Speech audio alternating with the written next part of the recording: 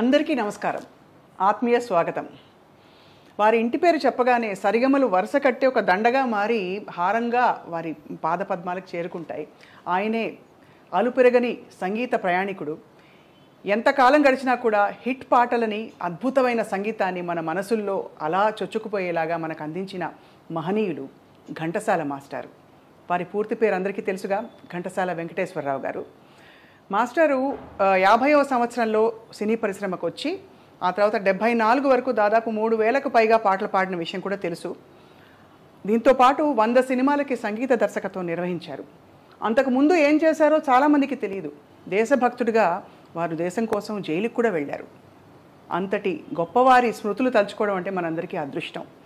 వారికి 5గురు సంతానం. అండ్ ఈ 5గురు అదృష్టవంతుల్లో ఘంటసాల సుగుణ గారు. సుగుణ గారిని పలకరించి ఘంటసాల మాస్టర్ జ్ఞాపకాల్లోకి వెళ్దాం కదా ఇవాళ. నమస్కారం సుగుణ గారు. నమస్తే. మాస్టర్ని చూసినట్టే ఉందన్న విషయం చాలామంది మిమ్మల్ని చూసి నుదుటి దగ్గర ఎస్పెషలీ కళ్ళు పోలిక అలా ఉట్టిపడుతోంది. మాకు అందరికీ ఇవి వచ్చాయండి ఇక్కడ దాకా. అది అవును, అందరికీ వచ్చాయా? అవును, రత్నకుమార్ గారిని కూడా అలా చూస్తే అనిపిస్తారు. అవును, అంటే ఆయన ఎలా మొదలు పెట్టాలో కూడా తెలియదండి. ఇవాళ పొద్దున్న ఎవరో ఫోన్ చేసి మనసున మనసై పాట తలుచుకుంటూ ఎంత గొప్ప పాట కదా అన్నారు. అంటే ఎన్ని తరాలు గడిచినా కూడా ఆ పాటలు ఇప్పటికీ అలా ఉన్నాయంటే మీకు ఏమనిపిస్తుంది ఒక కూతురుగా? అంటే మేము మిస్ చేయం నాన్నగారిని. చిన్న 13 ఏళ్ళప్పుడు నాన్నగారు పోయారు.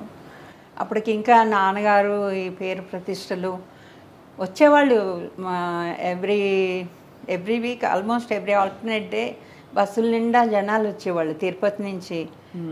మా ఇంటి దగ్గర స్టార్ట్ అవుతుంది ఫస్ట్ మా ఇల్లు. మా ఇల్లు దాటిన 10 ఏళ్ళ తర్వాత ఎన్టీ రామారావు గారి ఇల్లు. అలా అందరూ వరుసగా ఉంటాయి. సో నాన్నగారిని చూడడానికి అందరూ వస్తారు, అంతమంది వస్తారు. అంటే మేము కిటికీలోని చూస్తూ ఉండేవాళ్ళం వాళ్ళందరినీ. నాన్నగారు వెళ్ళి అందరినీ పలకరించేవాళ్ళు. So we know that he's a celebrity. అందరూ అలాగే ఉంటారు అనుకునేవాళ్ళం. అంటే మామూలుగా ఉద్యోగాలు చేసుకునే వాళ్ళు అవన్నీ అవగాహన లేదు అప్పుడు. అందరూ ఇలాగే ఉంటారేమో అనుకునేవాళ్ళు. ఎందుకంటే స్కూల్లో కూడా మాకు ఇప్పుడు మీరు కొలీగ్స్ అందరు కలిసి ఒకే స్కూల్లో ఎలాగ చేర్పిస్తారు పిల్లల్ని, అలాగో వీళ్ళు మాట్లాడుకుని మమ్మల్ని అందరినీ ఒక స్కూల్కే పంపించేవాళ్ళు. ముక్కామల గారి పిల్లలు, పద్మనాభం గారి పిల్లలు, నాగభూషణం గారి పిల్లలు, ఇట్లాగా. సో స్కూల్లో కూడా అందరూ వాళ్ళే ఉండేవాళ్ళు. అలాగా గడిచింది అంత. సో సెలబ్రిటీ అని తెలుసు. బట్ పెళ్ళయ్యి నేను అప్పుడే ఫస్ట్ టైం ఇల్లు వదిలి బయటికి రావడం, హైదరాబాద్ వచ్చాను. అందరూ అప్పుడు నాకు ఇంకా ఆయన గొప్పతనం ఇంకా తెలిసింది జనాల్లోకి వచ్చాక. అప్పటిదాకా పంజరంలోనే ఉన్నాను. కాబట్టి బయట అంత గొప్ప సెలబ్రిటీ అని మీకు తెలుసు. అంటే ఆయన వైభవం ఏంటో తెలిసిందా మీకు? ఆయన చూసారా? ఆయన ఎంత టీవీగా ఎంత డిమాండ్ ఉండేది వారి పాటకది చూసారు? అంతా చూశాను. తర్వాత మనకి నాన్నగారు రిహార్సల్స్ అన్నీ ఇంట్లోనే జరిగేవి. నాన్నగారు రిహార్సల్స్ కోసం అని చెప్పేసి ఫస్ట్ వాళ్ళు ఇల్లు కొన్నప్పుడు, అమ్మ వాళ్ళు ఇల్లు కొన్నప్పుడు చూడడానికి వెళ్ళినప్పుడు ఎవరో ఒక బ్రిటిష్ అతని దగ్గర కొన్నారట ఇల్లు. ఫస్ట్ హాల్ చూశారు. నాకు రిహార్సల్స్కి ఇది బాగుంటుంది ఇల్లు కొందాం అని చెప్పారట అమ్మతోటి. సో రిహార్సల్స్ అన్నీ ఇంట్లోనే జరిగేవి. రైటర్స్ వచ్చేవాళ్ళు, కవులు, సుశీల గారు, లీల గారు, జానకి గారు, ఎల్లారీశ్వరి గారు, వీళ్ళందరూ ఇంటికి వచ్చేవాళ్ళు. ఒక పాట ఉందంటే రికార్డింగ్ కనీసం 2 రిహార్సల్స్ అయ్యేవి ఇంట్లో. అంత క్వాలిటీ ఉందంటే అదే కారణం. Practice makes a man perfect కదా. ఆ రోజుల్లో అంతా సింగిల్ టేక్ లో అందరూ కలిసి పాడేవారు కదా అప్పుడు. అంటే ఇప్పుడు ఉన్నట్టు ట్రాక్ సిస్టమ్స్ ఫుల్ ఆర్కెస్ట్రా తోటి అయ్యేది రిహార్సల్స్. సో మాకు ముందరే ఆ పాటలన్నీ నోటుకు వచ్చేసేవి. మీకే విని విని వచ్చేసేవి. మీ 5గురు అందరూ పాడేవారమ్మా? మేము యాక్చువల్లీ పెద్దన్నయ్య మ్యూజిక్లోనే విద్వాన్ చేశాడు. చిన్నన్నయ్య మీకు తెలుసు కదా రత్నకుమార్, తను వయలిన్ నేర్చుకున్నాడు. పెద్దన్నయ్య చాలా బాగా పాడతాడు, చిన్నన్నయ్య కూడా బాగా పాడతాడు. మా అక్కకేమో వీణ నేర్పించారు. నాకేమో సితార్ నేర్చుకోవాలని ఉండేది. నాకు సితార్ కావాలి అని. నాకు సెప్టిక్ టాన్సిల్స్ ఉండేవమ్మా. సో ఎవ్రీ మంత్ ఆల్మోస్ట్ జ్వరం వచ్చేసి ఇలా. సో మా నాన్నగారు దీనికి పాడటం ఒకరు కష్టం, వద్దనుకున్నారు. ఓకే.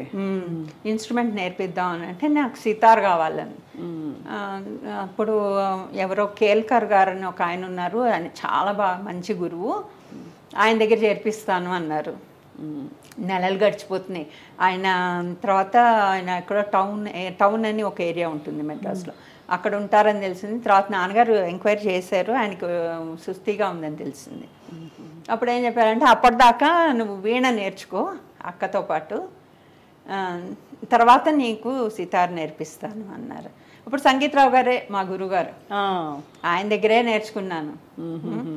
ఆయన దగ్గర నేను, మా అక్క, వాళ్ళ పిల్లలు, మేమందరం కలిసి ఒకే ఇంట్లో ఉండేవాళ్ళం కదా. అవును. సో ఆయనే మా గురువు గారు, ఆయన దగ్గర నేర్చుకున్నాను. మా చెల్లెలకి గాత్రం, తను చాలా బాగా ఉంటుంది దాన్ని వాయిస్, గాత్రం.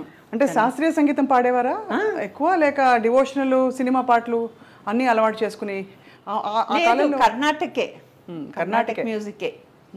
కానీ మా గురువుగారు ఏం చేసేవాళ్ళు, సంగీతరావు గారు మాకు వీణ మీద శ్రీరాముని చరితమును ఇవన్నీ కూడా క్లాస్ అయిపోయాక, అంటే క్లాసు బేసిక్గా కావాలి కదా, అది అది నేర్పిస్తూ అదంతా అయిపోయాక ఈ పాటలు వాయించి చెప్పేవాళ్ళు అనమాట. ఇలా వాయించండి అంటే నొటేషన్ చెప్తూ ఉంటే మేము వాయించేవాళ్ళం. నేను వాళ్ళ అమ్మాయి బాల, సుమబాల, మా ఇద్దరికి గ్రూప్ అనమాట. మా 2 వీణలు పెట్టుకుని మేము వాయించేవాళ్ళం. అలాగే నాన్నగారి పాటలు, ఎందుకంటే నాన్నగారి పాటలన్నిటికీ ఆయనే నొటేషన్ రాసేవాళ్ళు. అవును, అది అది అంటే వినికిడి మీద తెలుసు మాకు. నేను వారికి బంధువు అవ్వడం నా అదృష్టం. సంగీతరావు గారి ప్రయాణం కొన్ని విషయాలు తెలుసు. అలాగే కాబట్టి మాకు ఆయన నేర్పిస్తూ ఉండేవాళ్ళు నాన్నగారి పాటలు. కనుపాప కరువైన కన్నులెందుకు, అది వాయించేవాళ్ళు. అది అలా అలా నేర్చుకుని గమకాలతో పాటు వీణ మీద బాగా వాయించవచ్చు కదా. అవునవును, చిన్న చిన్న జిలుగులు బాగా పలుకుతాయి. చాలా బాగుంది. ఎప్పుడు మీరు ప్రొఫెషనల్గా సంగీతం మీరు ఎవరు అంటే అంత సీరియస్గా ఇందులోకి వెళ్ళాలి అనుకోలేదా, లేక అది జరగలేదంటారా? నాన్నగారికి యాక్చువల్గా ఏంటంటే ఆడపిల్లలు పెళ్లి చేసుకుని వాళ్ళు సెటిల్ అవ్వాలి, అసలు స్టేజ్ మీదకి వద్దనేవాళ్ళు. అవునా? ఒకసారి సత్యం గారింటి నుంచి, అంటే వాళ్ళు వెంపటి సత్యం గారు కూచిపూడి, అవునుగా, వాళ్ళు కూడా మా ఇంటికి దగ్గరే. ఆయన స్టార్ట్ చేసిన కొత్తలో అట వాళ్ళ మిస్సెస్ ఆవిడ ఆంటీ వచ్చి అమ్మని, మీ అమ్మాయిని పంపించమన్నారు అని అంటే నాన్నగారు ఒప్పుకోలేదు, డ్యాన్స్ వద్దు అని చెప్పేశారు. అయ్యో. ఆ తర్వాత మళ్ళీ భలే తమ్ముడు, ఇది ఎన్టీఆర్ గారి సినిమా అనే దాంట్లో డ్యూయల్ రోల్ ఉంటుంది. దాంట్లో చిన్నపిల్లాడు కావాలి, కరెక్ట్గా మాస్టర్ మీ రెండో అమ్మాయి సూట్ అవుతుంది అని అడిగారట. తీసుకురండి స్క్రీన్ టెస్ట్కి. ఇంటికి వచ్చి చెప్తే వాళ్ళిద్దరు బాగా డిస్కషన్ చేసుకున్నారు, అమ్మ నాన్నగారు ఇద్దరు డిస్కస్ చేసుకుని మళ్ళీ మనం వినాం కదా అంత చిన్నప్పుడు. తర్వాత ఏమైందో వద్దనుకున్నారు. అట్లాగూ వచ్చాయి. కానీ రేడియోకి మాత్రం మేమందరం ప్లే బ్యాక్ కదా, అదే అదే అదే ఆ బ్యాక్ వరకు ఓకే అంతే, తెర వెనుక మనుషులం. అదే అన్నయ్య కూడా డబ్బింగ్ వాయిస్ మీదే బతికాడు. రేడియో స్టేషన్కి మాత్రం రెగ్యులర్గా వెళ్ళేవాళ్ళం.